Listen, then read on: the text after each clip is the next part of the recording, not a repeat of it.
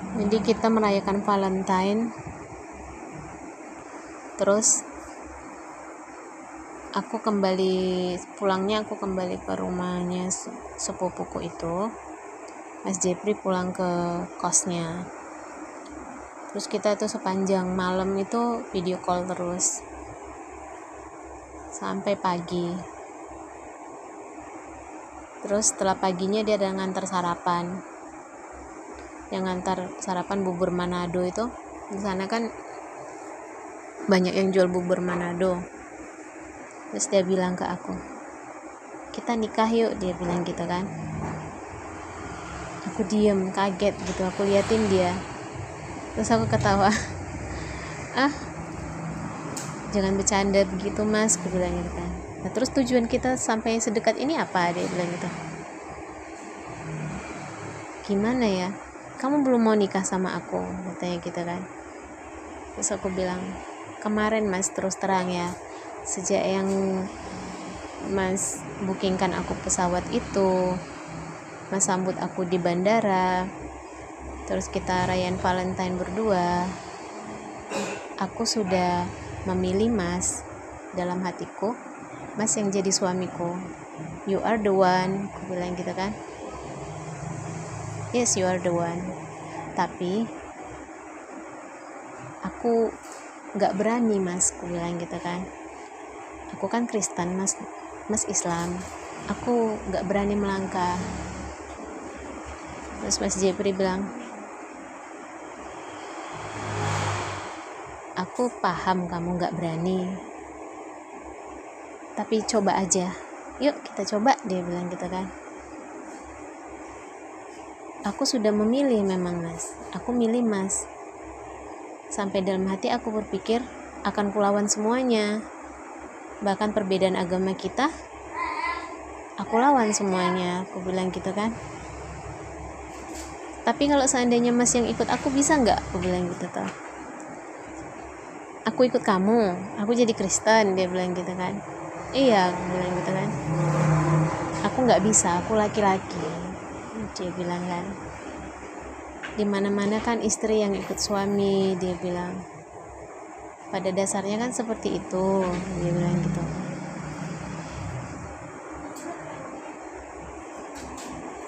Jadi berbekal dari rasa kecewa itu, aku juga sudah kecewa sama yang namanya Tuhan versinya Kristen gitu, karena cobaan itu terlalu berat gitu kan.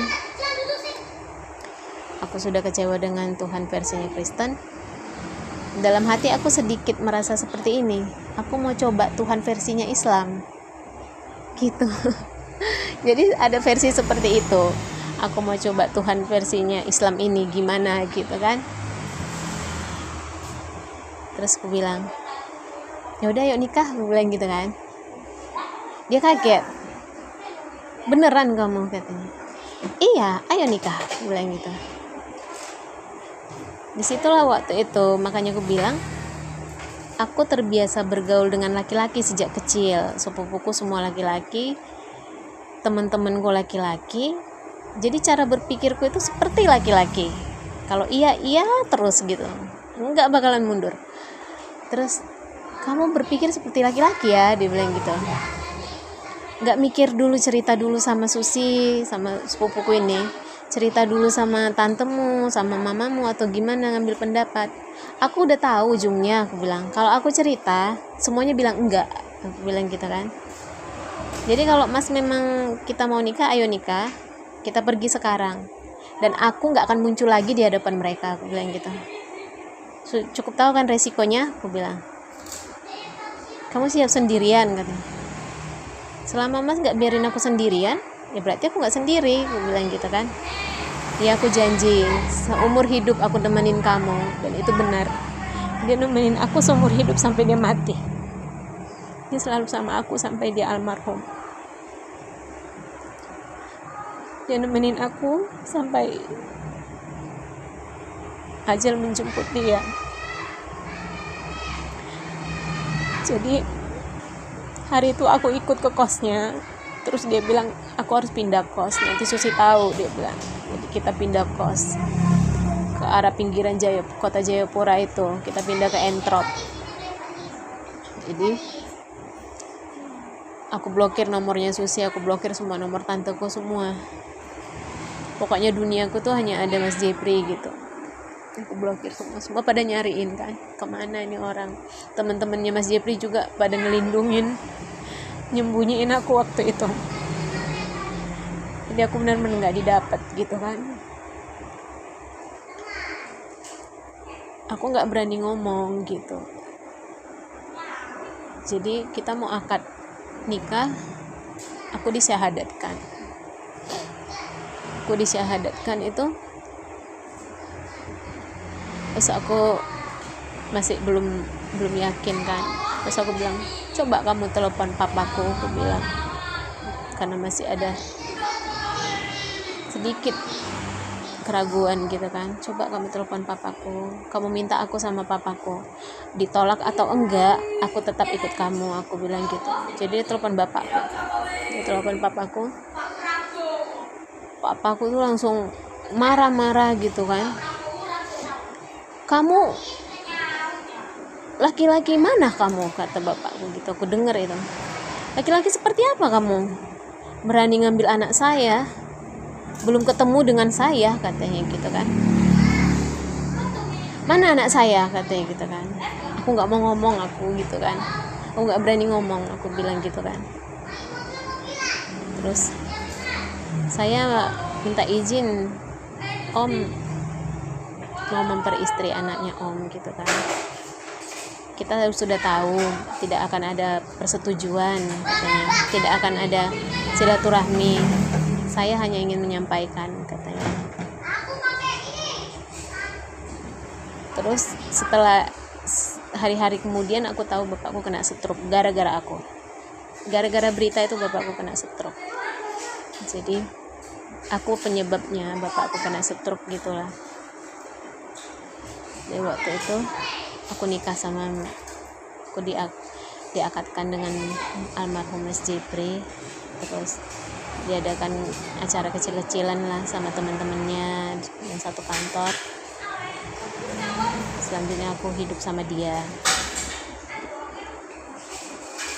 Udah gitu setahun pertama tuh aku nggak hamil-hamil gitu kan. Aku nggak hamil-hamil tuh, akunya mulai minder gitu. Apa karena kecelakaan itu ya gitu kan, nggak hamil. Terus apa aku kualat gitulah kan. Terus aku bilang ke almarhum, mungkin kita ini nggak diridoin ya Mas, aku bilang gitu. Kok kita nggak punya anak sampai sekarang, aku gitu udah setahun lebih kan. Terus almarhum bilang, yang sabar, katanya. Hidup itu makin terasa sepi gitu kan. Dia juga makin sibuk gitu dengan urusan pekerjaannya. Karena waktu itu ada yang baru berhenti, meninggal. Ada yang baru meninggal, atasannya dia, satu grade di atas dia. Jadi dia benar-benar sibuk megang tugas yang atasan dia yang meninggal itu. Karena penggantinya dari Jakarta itu lumayan lama datangnya, ada 2 bulan baru datang gitu. Jadi dia ngenanganin membackup itu juga, dia sibuk gitu. Terus dia juga harus pergi ke karaoke itu. Aku marah, bisa nggak sih kamu nggak pergi ke karaoke, nggak ikut-ikutan teman-temanmu, nggak sopan, dia bilang gitu kan. Bapak itu semuanya ada di situ, yang diobrolin itu bukan cuma masalah entertain, yang dihadirin itu bukan karena mengentertain orang, masalah urusan pekerjaan, bisnis juga, dia bilang gitu kan. Kontrak dengan Pelni juga, dia bilang gitu. Terus aku marah gitu, keluarlah dari mulutku, ayolah cerai Mas, aku bilang gitu kan. Kok kamu ngomong gitu? Iya, apa yang dipertahanin Mas, aku bilang. Kita nggak punya anak, aku ninggalin keluargaku semua nyariin aku bilang gitu kan. Dan Masnya juga sibuk sama kerjaan. Mas bilang nggak ninggalin aku, nemenin aku terus. Ya kan aku di sini sama kamu. Ya kamu sibuk kerja, aku bilang gitu. Sementara aku nggak bisa kemana-mana karena takut kelihatan keluargaku, aku bilang gitu kan. Terus dia bilang, kalau gitu aku uruskan pindah ya, kita pindah ke Jakarta, dia bilang gitu kan. Tapi nggak bisa lama, nggak bisa cepet, dia bilang, prosesnya lama, dia bilang gitu kan. Kok gitu? Iya, karena biasanya kalau pindah dari daerah ke Jakarta itu nunggu ada yang minta pindah dari Jakarta ke daerah, katanya gitu kan. Harus ada mutasi. Kalaupun nanti nggak ada mutasi, aku harus pakai duit, dia bilang gitu. Aku harus bayar sekian biar proses mutasinya ada, katanya gitu kan. Kuusahakan dalam 1 tahun ini kita pindah ke Jakarta gitu lah. Jadi aku nggak minta cerai lah sama dia, karena harapanku pindah ke Jakarta gitu kan, lebih homey lah rasanya gitu kalau Jakarta dibandingkan Jayapura. Jadi akunya sabar nungguin. Terus dia bawa ustadz yang dulu nikahkan kami itu. Gini ustadz, dia bilang, istriku seperti ini gitulah kan. Mulai ragu gini, kita mulai bertengkar dan sampai keluar dia pengen dia pengen cerai katanya. Terus ustadz bilang, kita ikhtiar dulu ya, katanya. Terus di Al-Fatihain lah air minum itu, diajarin aku. Ibu udah hafal Al-Fatihah kan? Sudah, bilang gitu kan. Ya udah, ini sebelum tiap hari, katanya, dengan niat di Al-Fatihain, berikan kesuburan pada rahim saya, seperti itu, minta pada Allah, katanya gitu kan. Terus diminum gitu kan, air putihnya ditiupkan setelah Al-Fatihah. Terus setelah 3 bulan aku tuh hamil anak yang pertama ini Altamis. Terus pas aku hamil gitu, seneng lah kan. Terus dia bilang, alhamdulillah, sujud, dia sampai sujud, almarhum gitu kan, sampai sujud di lantai gitu. Terus udah aku hamil sampai itu hampir bisa jalan, umur 11 bulan baru surat mutasinya keluar. Nah, umur 11 bulan tuh mutasi keluar, aku seneng banget kan, bisa pindah ke Jakarta. Jadi tuh kita pindah ke Jakarta, terus dia tugas di Jakarta. Dia masuk di Jakarta tuh masuk divisi surveyornya Pelni gitu kan. Jadi tugasnya dia itu kalau kapal masuk bengkel, masuk docking, nah dia yang survei pekerjaan bengkel tuh bener atau enggak ke kapal ini, mengada-ngada enggak kerusakannya gitu kan. Dia lah surveinya gitu, mensurvei proses docking kapal itu gitu kan. Biasanya kalau docking kapal ada 2-3 orang surveyornya, tergantung kerusakan kapal ini seberapa besar gitu. Jadi dia kalau lagi proses docking kapal itu, ngesurvei kapal docking, dia bisa tugas sebulan 2 bulan, tergantung di daerah mana kapalnya mau di docking. Kadang di Makassar, di Surabaya, tapi seringnya itu yang ada docking kapal Pelni itu di Surabaya, di Makassar, di Semarang, di Cilegon, terus di Maluku. Kalau di Sumatera itu yang pernah di Tanjung Pinang. Jadi tiap kali dia docking tuh aku ikut, anakku ikut sampai L lahir. Aku di rumah mertuaku di Bojonegoro gitu kan, karena dia kan sering tugas. Pas L lahir itu dia sering tugas keluar kota,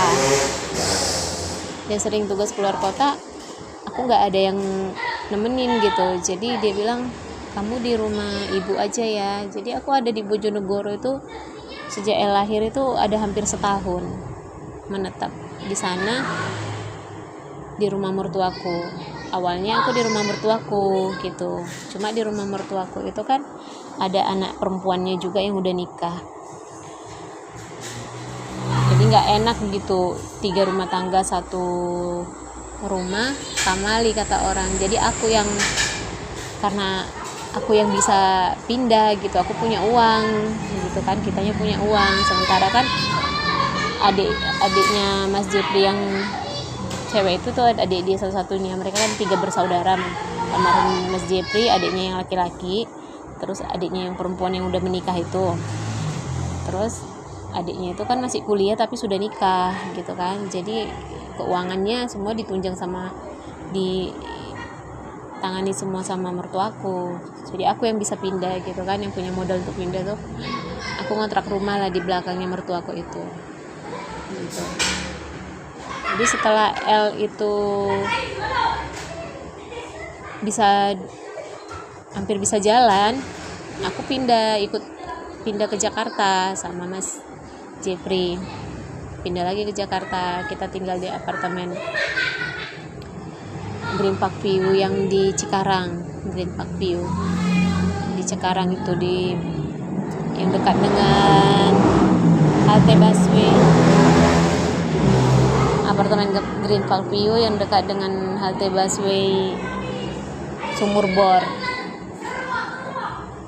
apartemen Green Park View itu dekat bandara, bukan Cikarang ya, aku lupa namanya, yang dekat bandara itu. Jadi udah, karena dia sering tugas luar, sering ke bandara, jadi kita ngambil apartemennya yang dekat bandara. Setelah itu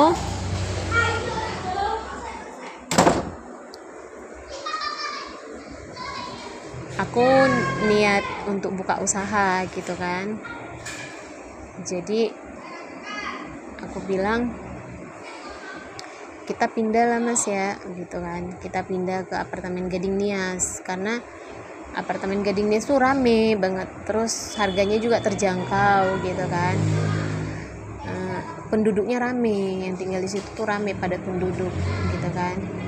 Jadi kalau di Green Park View kan masih banyak yang kosong pada saat itu, nggak tahu sekarang ya, pada saat itu tahun itu masih banyak yang kosong.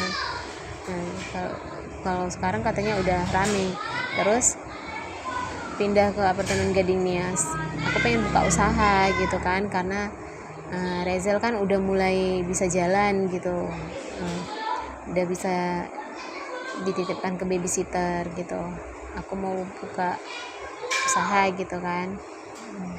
Mau buka usaha apa, kata almarhum kan, ya makanan lah, karena kan tiap hari kita beli makan, aku kan nggak tahu masak, jadi aku tuh nggak tahu masak, tiap hari tuh beli makan, biar aku sekalian belajar loh Pak, aku bilang gitu, belajar masak.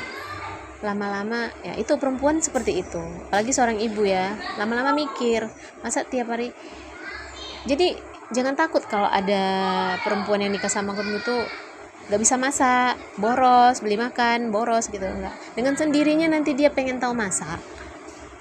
Karena apa? Karena rasa cintanya sama keluarga, karena kan gak tega juga ngasih makan anak yang dibeli terus gitu kan, bersih gak ya gitu, sekalian aku belajar masak Mas, aku bilang kan sama pengeluarannya, aku belajar masak beli makanan juga, aku bilang gitu kan. Jadi kita cari orang tukang masak, aku bilang gitu kan. Jadi mulailah survei pasar, tanya-tanya sama orang di sini, kalau orang yang dagang itu belanjanya di pasar mana, oh pasar pagi Cakung gitu kan. Nah, belanjanya ke pasar pagi Cakung, terus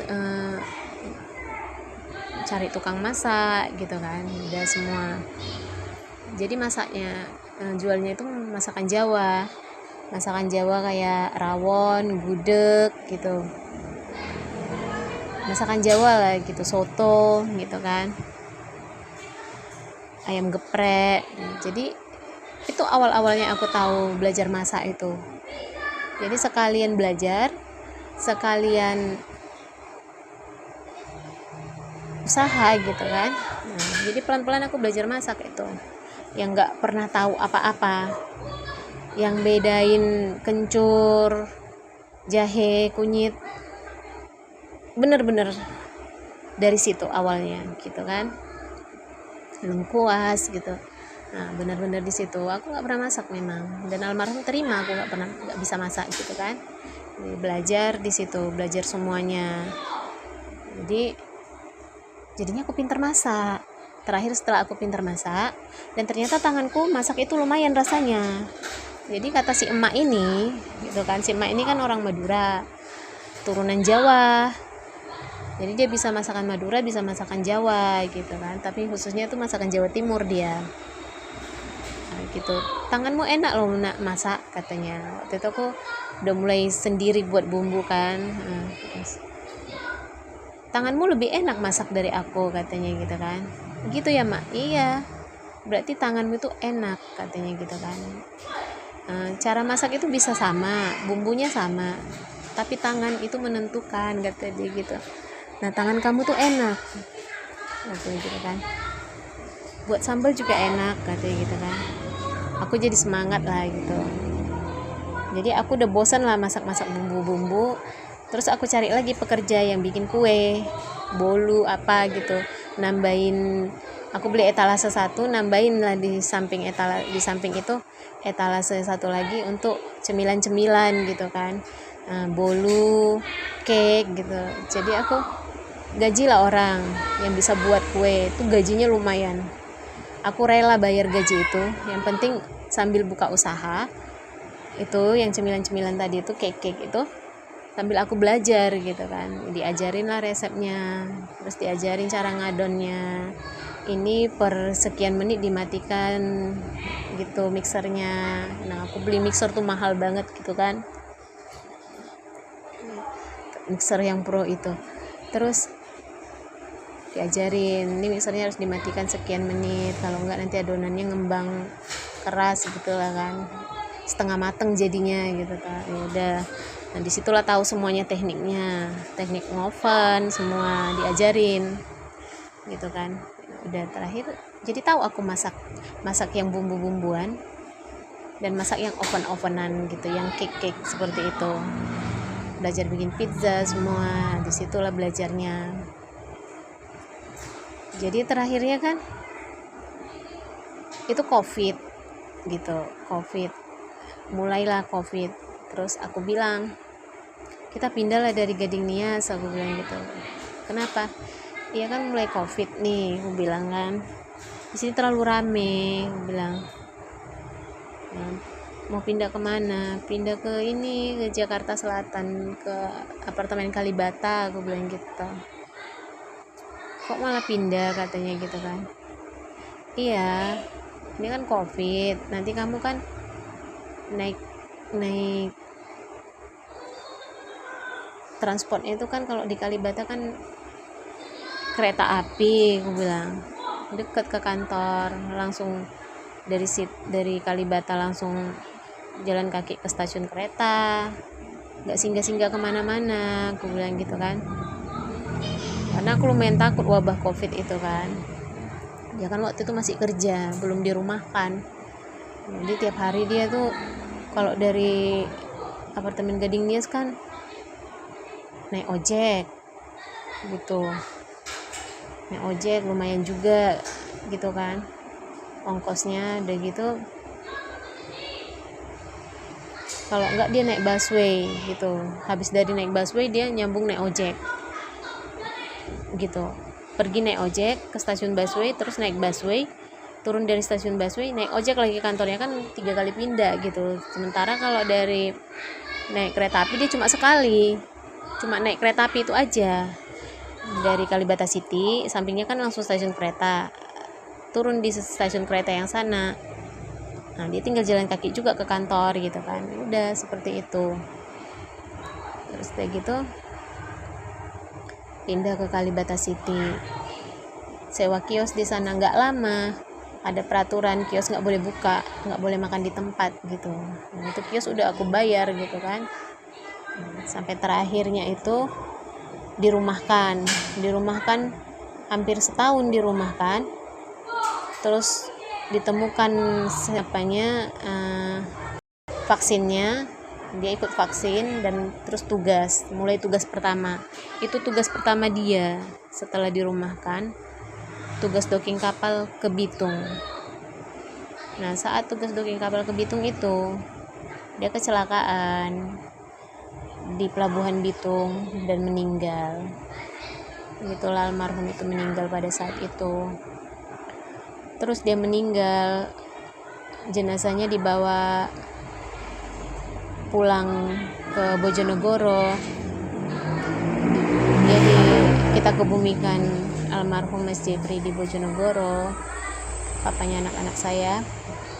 Terus dapat pertentangan dari ibunya bilang saya ini perempuan sial, dia nggak mau lihat saya lama-lama di rumahnya. Tapi saya karena cintanya sama almarhum, saya menunggu sampai 40 hari di kampung itu. Saya ngontrak di rumah yang dulu saya kontrak itu, saya ngontrak lagi kan masih kosong rumah itu. Saya ngontrak di situ sampai 40 harinya almarhum saya diadakan, saya tetap di situ. Terus almarhum kan nikah sama saya itu statusnya masih lajang gitu kan, jadi statusnya masih single. Karena waktu itu papa saya gak mau saya nikah sah sama almarhum suami saya ini. Papa saya bilang, satu yang saya minta, kamu jangan nikah sah sama dia, sama suamimu, karena aku bayar asuransimu itu mahal. Jadi setelah kecelakaan itu, setelah saya kecelakaan dulu itu, papa saya itu mengasuransikan saya sangat mahal. Karena katanya saya bisa tiba-tiba meninggal, masih ada tertanam kaca di kepala saya ini, 2 serpihan kaca dekat pelipis di atas kuping sebelah kanan itu masih ada kaca gitu, katanya beresiko kata dokter gitu kan. Tapi sampai sekarang ya alhamdulillah saya sehat-sehat saja, panjang umur gitu kan, nggak ada sesuatu apapun yang terjadi gitu. Karena itu yang saya minta sama Allah, izinkan saya berumur panjang untuk menyertai anak-anak saya ini sampai dewasa, sampai bisa mempertanggungjawabkan hidupnya sendiri gitu. Dan seperti nggak ada kaca aja di kepala saya gitu kan. Jadinya teman-temannya almarhum satu divisi itu ngomong ke saya, hubungin saya terus bilang, asuransi almarhum yang 100 hari itu ada asuransinya yang memang harus diklaim dalam 100 hari kalau nggak hangus gitu kan. Sudah diklaim sama ibunya almarhum, sudah keluar Bu 550 juta katanya. Ibu dikasih nggak katanya gitu. Nggak ada Pak, saya bilang gitu. Bahkan saya nggak pernah tahu itu sudah cair, saya bilang gitu kan. Kok gitu ya katanya. Ya sudahlah Pak, sudah nasib saya seperti ini, sudah takdirnya gitu kan. Itu saya sudah kembali ke setelah 40 hari kan saya kembali ke batas kan. Terus saya hidup di situ sama anak-anak saya, jualan online sayanya itu kan udah mulai boleh gitu jualan, karena sudah ada vaksin, orang sudah boleh jualan pada saat itu.